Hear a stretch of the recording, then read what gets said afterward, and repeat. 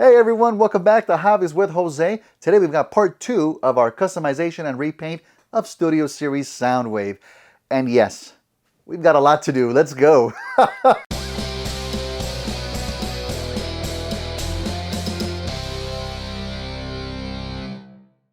Welcome back to the channel everyone, great to have you back.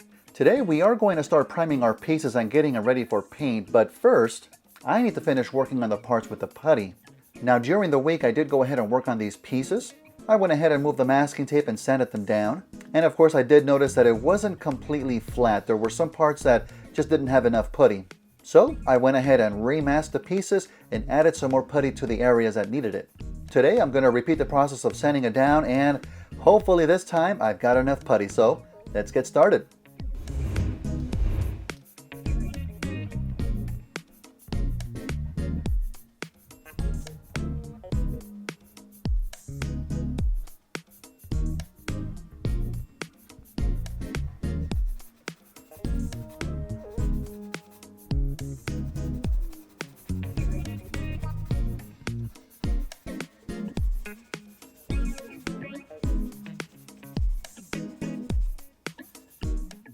Overall, this looks pretty good.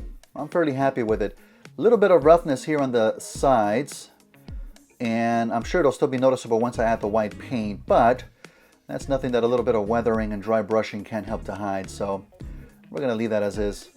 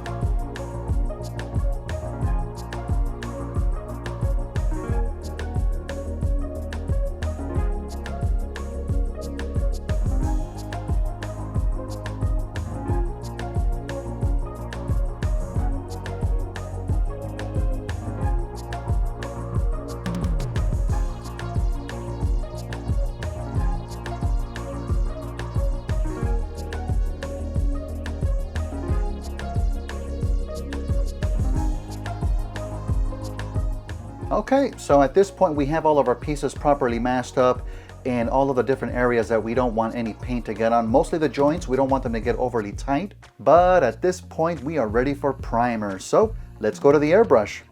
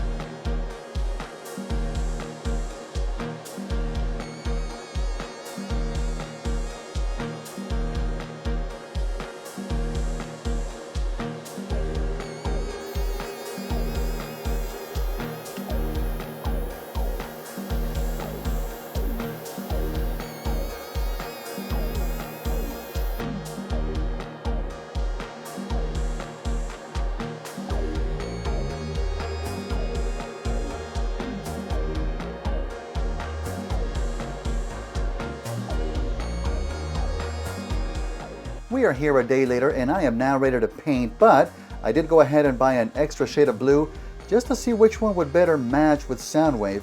This is the original one that I bought for Optimus Prime's legs, but I kind of felt that Soundwave may have needed a darker shade of blue. So I did go ahead and spray a bit on these two spoons.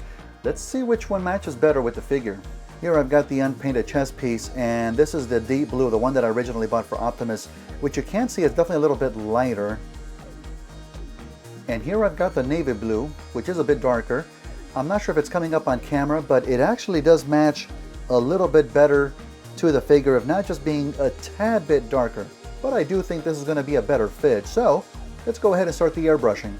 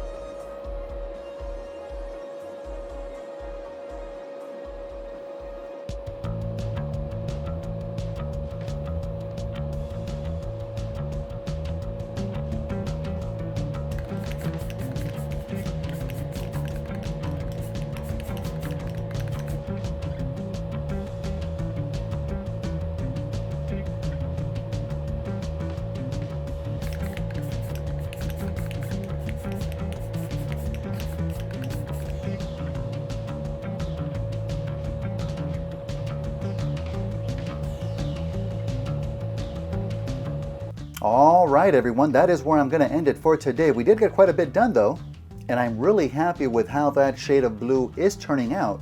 Now I did go ahead and pass on spray painting the head since I'm going to go ahead and paint it by hand. I want to make sure that the whites and silvers that I end up painting on it do end up popping. And speaking of white, the glossy white I used for the white parts turned out pretty well. If anything, it has now lost its plasticky look, and the parts that got filled in turned out overly pretty smooth. Any imperfections they may have should be further hidden when I do some dry brushing and weathering. But when we come back next week, I'll start painting in some of those details, and we'll start having Soundwave come together in one piece. So, hope you can all join me for that. So if you all liked what you saw, well, you know what to do. All of your subscriptions and thumbs ups and comments are always appreciated, so thank you for that. And you can feel free to catch me on the social medias where sometimes I can post some behind the scenes pictures on Twitter, Facebook, and Instagram. I'm also still doing my weekend gaming streams where we're still hunting machines in Horizon Zero Dawn, and I'm trying to keep more of a firm schedule to weekends at 7 p.m. Pacific Standard Time, not just on YouTube but on Twitch as well. So thank you all so much for watching, and I'll see you again next week. Take care, everyone.